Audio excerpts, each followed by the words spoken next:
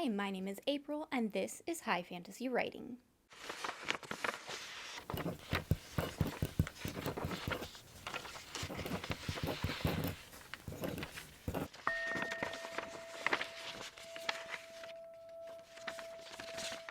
Last night, I finished the book Frankenstein by Mary Shelley, and I started to have some thoughts, as one often does once one finishes a book. And those thoughts revolved around the idea that reader interpretation is so hard to control and can go off in so many different directions, even when everyone is talking about a very well-known work that has proliferated throughout all of just the zeitgeist of the society, especially here in America. The proliferation of Frankenstein iconography that we see throughout our culture actually has more to do with reader interpretation of the work than the work itself. Our own interpretation of the work has way more to do with its effects on society than the author's intent ever could. Many authors even come straight out and say this. They say that their book is not complete until it is in the hands of the reader, and the reader takes something out of the book. The reader interprets the story their own way, and then it becomes real and it becomes complete. The author must give up ownership of the narrative and hand it over to the reader, and that can be extremely terrifying for authors and creators in general, because we spend so much time on this project, and it's a project that largely is fully and completely our own. We have almost complete creative control over our stories that we write, and giving up that control once we put it in the hands of readers can lead some authors to not so healthy reactions to interpretations of their book that they don't agree with. So I wanted to take a look at Frankenstein by Mary Shelley, the book, and analyze it based on how people have been interpreting it throughout the past and how I myself interpreted it, and see how fascinating the amount of interpretations for a single work can be. After finishing the book, I really started to think about how fascinating it was that each person views Frankenstein so differently from one another. Now, I may be an anomaly in that I haven't even seen any of the movie adaptations of the Frankenstein story. Maybe some were just on the TV as I was a kid, just bumbling around, but I wasn't really paying attention. I can't think back and think, okay, what was the plot of that movie? I just have no idea. But the iconography is pretty much unavoidable, at least in American culture. I mean, children painted all in green with a shock of black hair, bolts coming out of their head or neck. It varies. With the little black zigzag across their forehead. You can't escape that on Halloween, especially in just TV shows and stuff that deal with Halloween and the tropes of children's Halloween costumes. Dressing up as Frankenstein's monster, or as I prefer to refer to him, the creature or being that Frankenstein created, that's one of the most popular, easy to recognize child's costumes out there. Of course, I knew the whole scene, lightning crashes, ah ha ha ha, it is alive, it's alive! And, you can't get away from that. I think some guy named Igor, who's like Victor's little sidekick person, like helper around the huge castle in the movie, I think he has something to do with the Frankenstein story.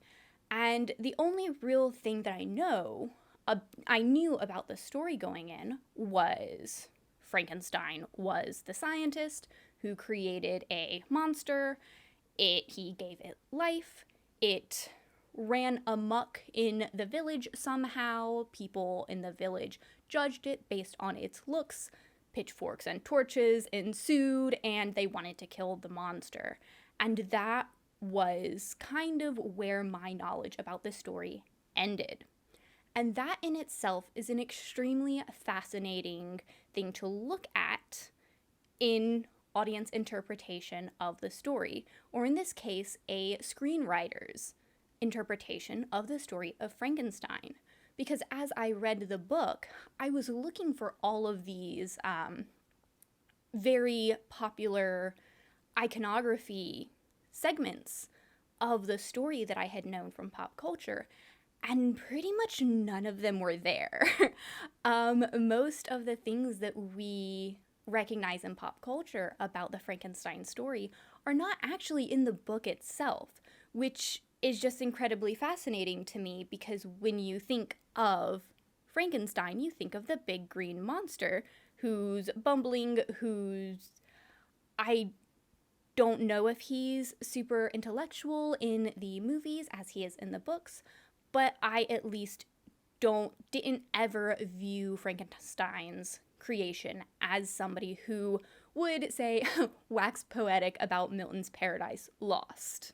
Now, another thing that I did know about the story was that when I was probably, say, in high school or college age, there was a very popular interpretation of the story where, people would have their hot takes, I'm so philosophical and beyond you in comprehension. I know that Frankenstein was the real monster, not his creation. His creation was simply blameless. He was reacting to the stimulus and the judgment of the people around him. It wasn't his fault that any of these bad things happened. He didn't actually do anything worthy of the ire of the townsfolk. They were just afraid of him based on his appearance. Now, having never read the story myself, I just accepted this framing and didn't really look into it because I hadn't had a extreme desire or, the time to read Frankenstein, the novel, at that point in time in my life. Of course, that's a very important lesson to teach, that you shouldn't judge based on appearances, and people who are bullied incessantly because of what they look like, no matter how hard they try to be kind, that can take a massive toll on somebody's psyche. That's an important lesson to teach, and so I just accepted that framing of the story, that interpretation that readers or viewers of the movies had. And this is what led me to my long, sleepless night last night thinking about the Frankenstein story of Mary Shelley that is written in the book, and how different people can interpret this very same story in such vast, varying, and contradictory ways. After reading the story, I did not hold with the creation is blameless, Frankenstein is the true monster, and he should be crucified for his assault against science and God. But we'll get to my interpretation later on in the video. Especially when something has been in the cultural zeitgeist for as long as something like Frankenstein has, there are going to be so many different interpretations, and those are going to change over time. And because it's such a touchstone where so many people at least know the bare bones of the story, it can be used to push any agenda that people might want to push. So how do you or I, as authors, handle this? What does it mean when we put so much time and effort weaving in symbolism and themes and perhaps a lesson or two into our stories, and then when we put it out into the world, readers get something completely different out of it? They interpret it in ways that are vastly different from our own interpretation as the author, and perhaps sometimes ways that we strongly disagree with. The story of Dr. Victor Frankenstein and his creation comes up every single time that there is a new scientific discovery or a push for scientific experimentation, especially with things concerning life. From stem cell research and cloning to even just unusual food amalgamations like a cross between grapes and apples is created. A lot of times they are called Frankenstein creations. Invoking Frankenstein's name in these situations is almost always used to warn against these scientific discoveries and explorations. It's used to say, don't mess with life, don't mess with what God created, because you are going to create a monster and you won't know how to handle it. Many times this story is used to threaten against scientific advancements. It's said that this is a parable about how you should not try to play God as scientists, and you should stay in your lane. You should only research that which is deemed appropriate by certain authorities. As a classic I just watched for the first time recently so eloquently stated, your scientists were so concerned about whether or not they could, they never stopped to think about whether they should. But is this the right interpretation of Mary Shelley's work? Is this what she intended for her story to be telling? This way of viewing Frankenstein is often weaponized to say, stop doing what you're doing. Stop this scientific research that might actually save lives because it is against nature. It is unnatural and will have terrible consequences for you. And I guess if you invoke a classic book, then your argument can't be invalidated, right? Now there are other ways to interpret Frankenstein's work as well. Those more interested in the behavioral side of the themes and lessons of this book might say that the lesson is actually that you need to be careful how you treat other people, especially those more vulnerable and different than yourself. This view says that Victor Frankenstein was actually the true monster, and the creation was simply a victim of his circumstances who bears no blame for the actions that he took in the story. Now, this interpretation is directly agreeing with the interpretation espoused by the creation at the end of the book, as he stands over Victor Frankenstein's dead body. Spoilers, I guess. The creation declares himself to be the true victim. He says that Victor Frankenstein did not suffer even half as much as he, the creation, suffered. The creation says that because Victor Frankenstein spurned him, as did all of the humanity that he came in contact with, he just had to kill all those innocent people and prove to Victor Frankenstein that he could make Frankenstein suffer the way Frankenstein had made himself suffer. I find this to be a bit of a problematic, and by a bit, I mean a lot, problematic reading of this story. It's pretty much saying that, you know what, if you are mean to somebody once, you deserve what you get. And if what you get is them murdering your entire family and all of your loved ones, then you shouldn't have been mean to them. You can perhaps tell by my tone that I really strongly disagree with this interpretation. Maybe even more so than the scientific one. While the initial interpretation by many in the scientific community, or those trying to stop the scientific community, reeks of religious overtones and you must not try to supplant God, this one reeks of more incel vibes of you didn't give me the type of attention that I wanted.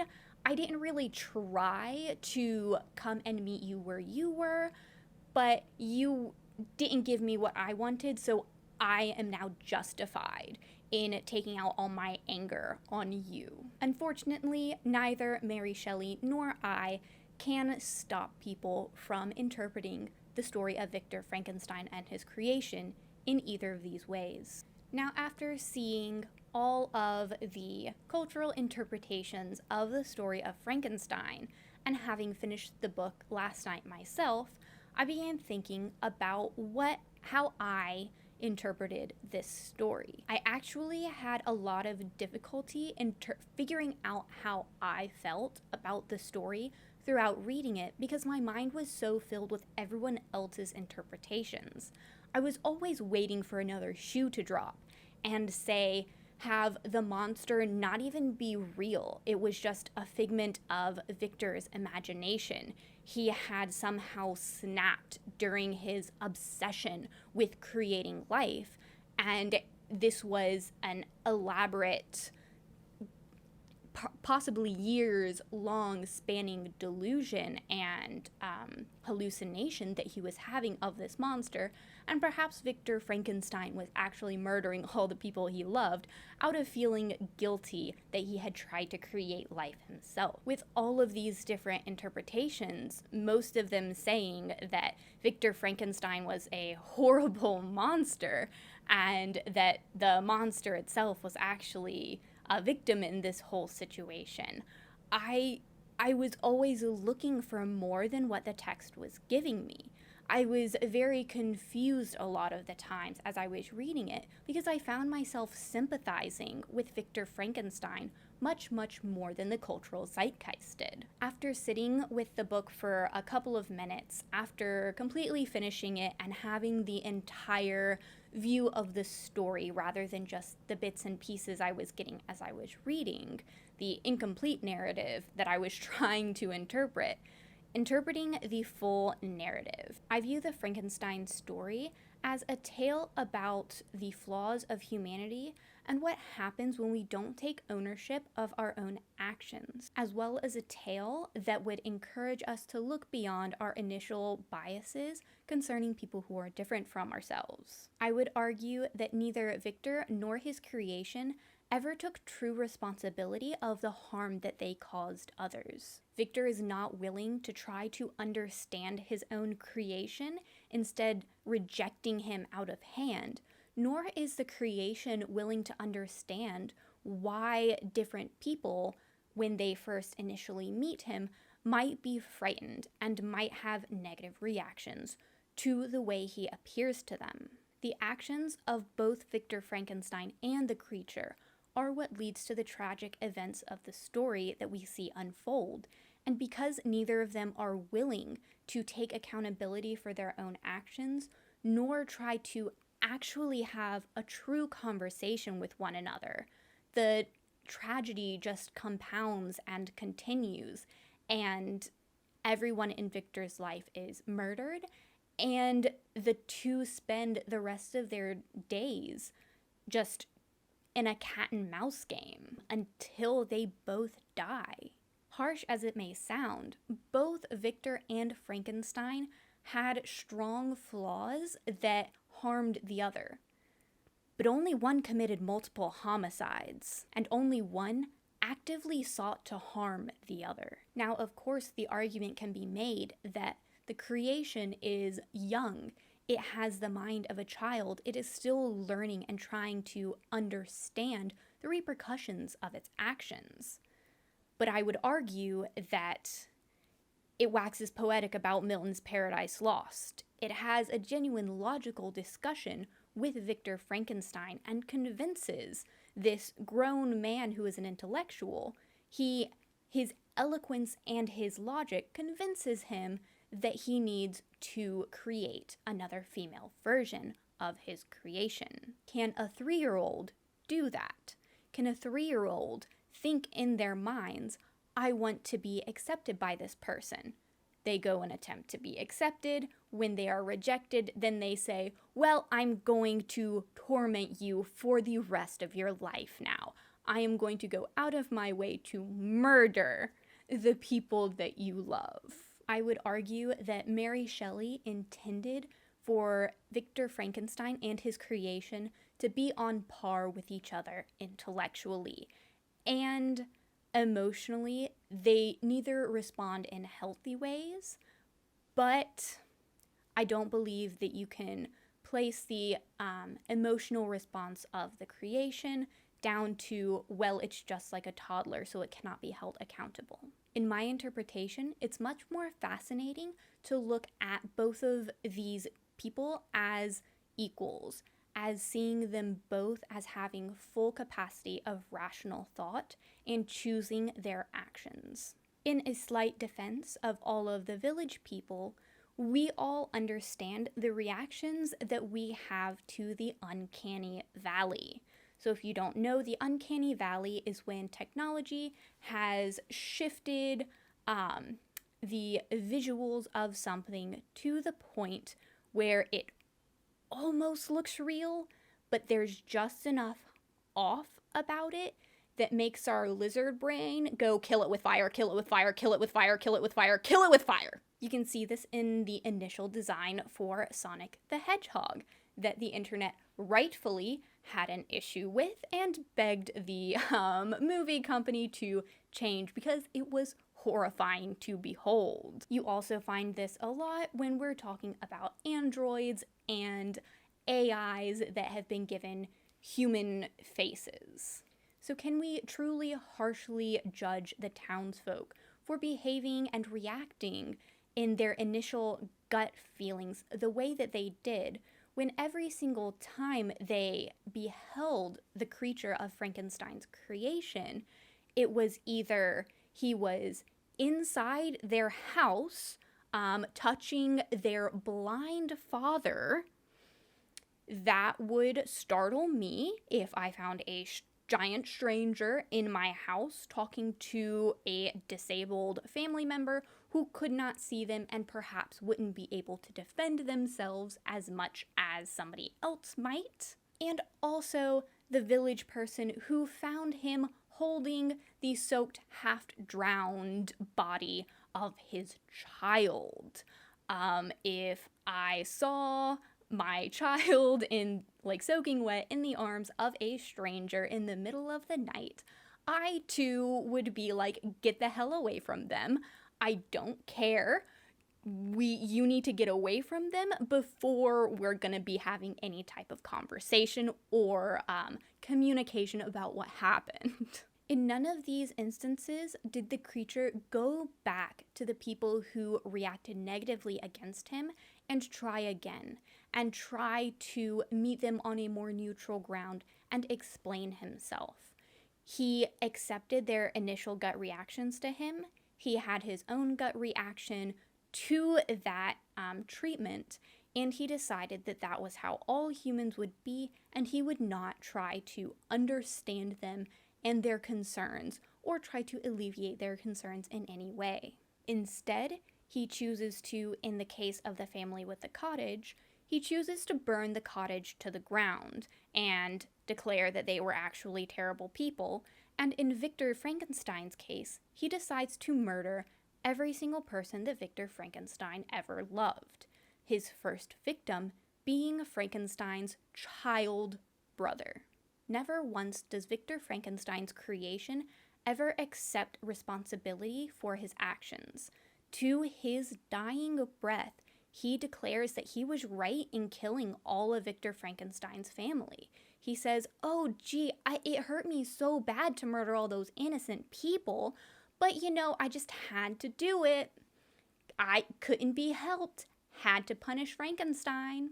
He never took responsibility for his own actions, nor did he go out and try to change people's perceptions of him or try to understand why somebody might react the way they would to him. All of this being said, Dr. Victor Frankenstein is not blameless in this story at all. He sought out sciences that he didn't fully understand.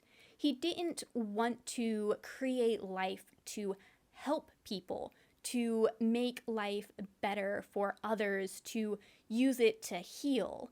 He simply wanted to show that he was better. He was smarter. He was like God. He wanted the acclaim that came with such a fascinating scientific discovery.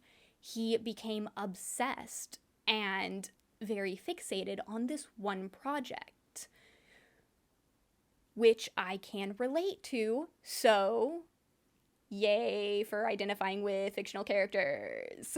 But while he was so obsessed with creating life, he never stopped to think about what responsibilities that would bring to him. If you create a life, you go out of your way to spend time and energy to make a living thing, and that is your goal, to create a life. You then have a responsibility to that life. Even if you just adopt a dog from a shelter, you have accepted the responsibility of taking care of that animal, of feeding it, of cleaning it, of taking it out to go to the bathroom, for taking it out to get exercise, to giving it social social environments where he's interacting with people and other animals.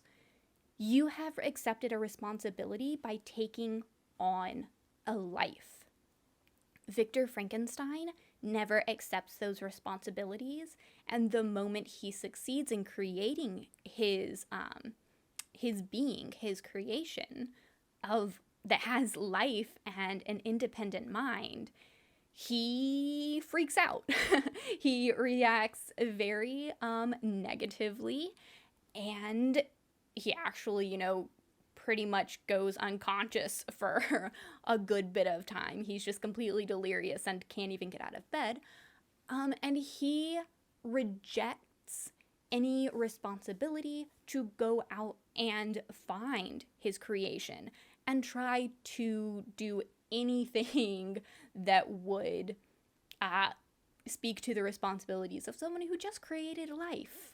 And so, of course, this rejection would weigh heavily on the creature whose first experience in the world was looking upon its creator and having its creator scream in horror at it and run away.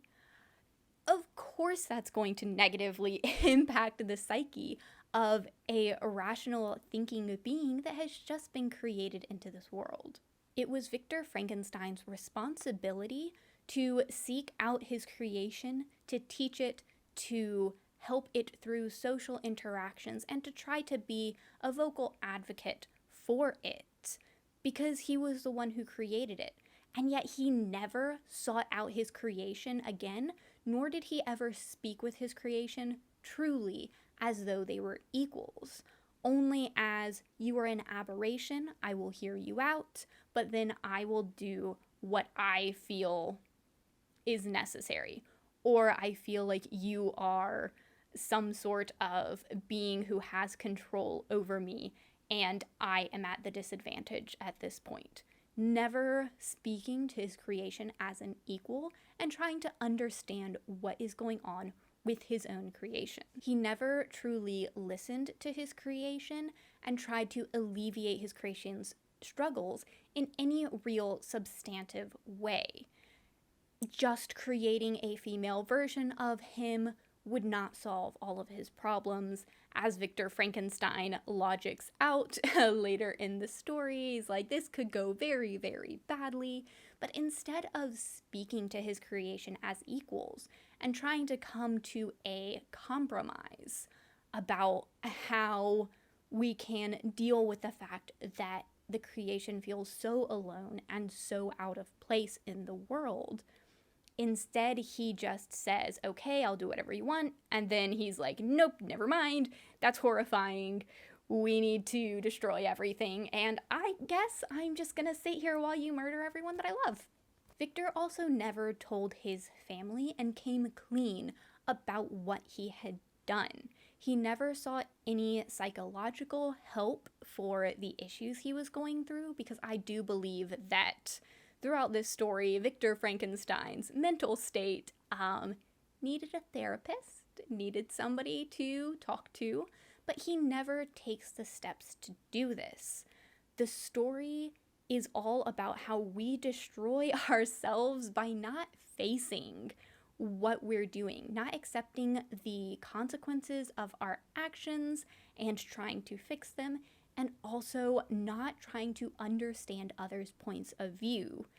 And this destroys you. It's a story about community. And in order to have community, you have to talk to people. You have to try to understand where others are coming from. You have to advocate for yourself. And you have to take responsibility for the consequences of your own actions. If you don't do any of those things, you will be cut off from your community and you will feel alone and rejected, and you will never feel like you belong in the world. In my interpretation of Frankenstein by Mary Shelley, both Victor Frankenstein and his creation feel isolated from the world. They feel alone, and they feel like they can't trust anyone with what they've done. And as we see in the story, they both die in the end. They both die alone, having chased each other to the Arctic in an attempt, I guess, just to die together and never being a part of the world again. Now, that's just my own interpretation of the story of Frankenstein by Mary Shelley. And I'm sure Shelley herself has a completely different interpretation of the story that she wrote so many years ago. But no matter what Shelley's own interpretation of her story was, the one that culture has pushed to the forefront is the one that endures. Frankenstein has many different lessons it's meant to teach depending on how you interpret it yourself. And the kicker is, each of these interpretations is true.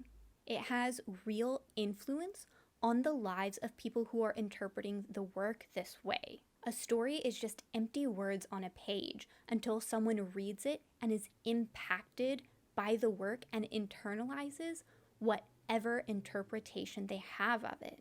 That is when a story becomes real. The change wrought upon the reader is real. The way the story changes their lives, the way they are impacted and now impact the world based on this new world view that they have gained from the story is real. That is the untamable chaos of stories.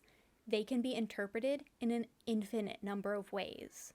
Ways that inspire compassion, ways that inspire bigotry, contradictory ways, ways that are so similar they're almost identical, and yet those espousing those different interpretations will swear, no, mine is so different. And they're all real. They all impact the world, even though they are so different and based on the singular same work.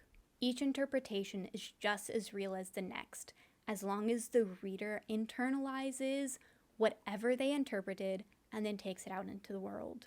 And there is no way an author can change that or stop it from happening. Some authors have tried to not great results, but most authors just, especially if they're dead, they just have to let it lie and say, I have given you a story and you're going to interpret it the way you do, and I'm just going to mind my own business because I can't control it.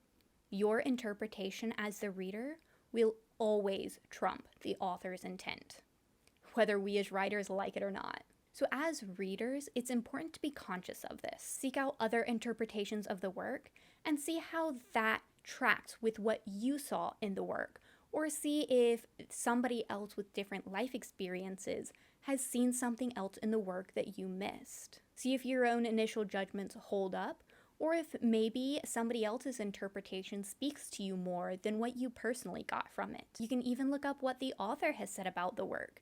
Many have answered interview questions that might give you insights onto their mindset when writing the book or how they feel about their own characters. But in the end, you don't have to go with anyone's interpretation but your own.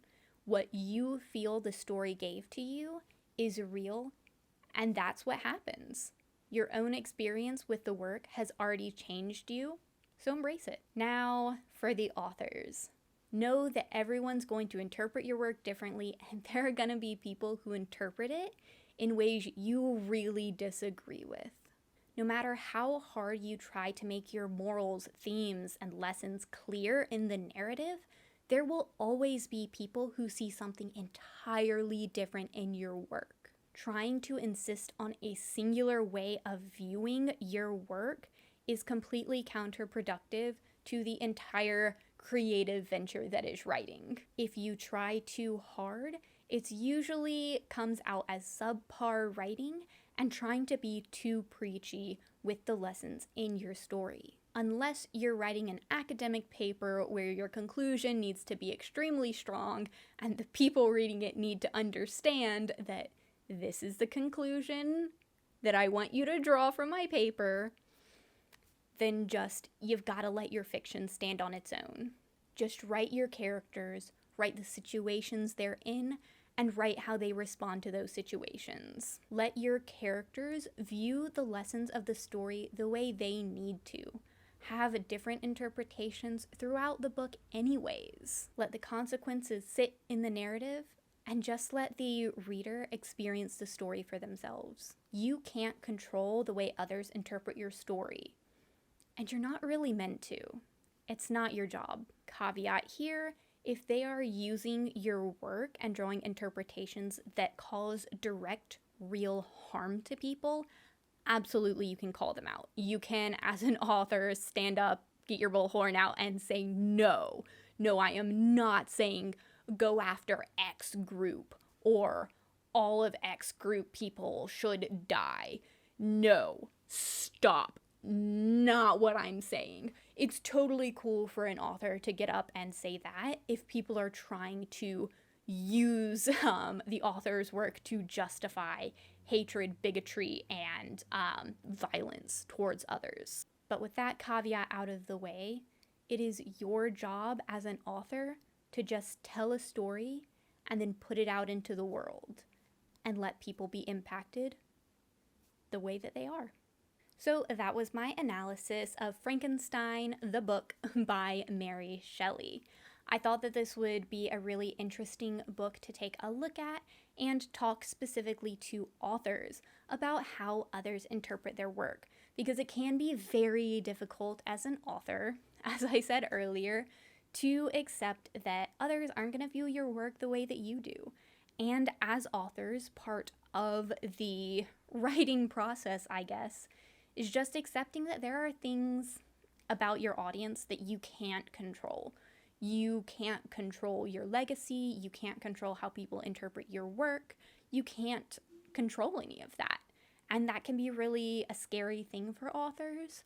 So I hope that this little video analysis kind of just, I don't know, maybe made you more okay with it. Thank you so much for watching. My name is April. This is High Fantasy Writing, and I have just created a TikTok.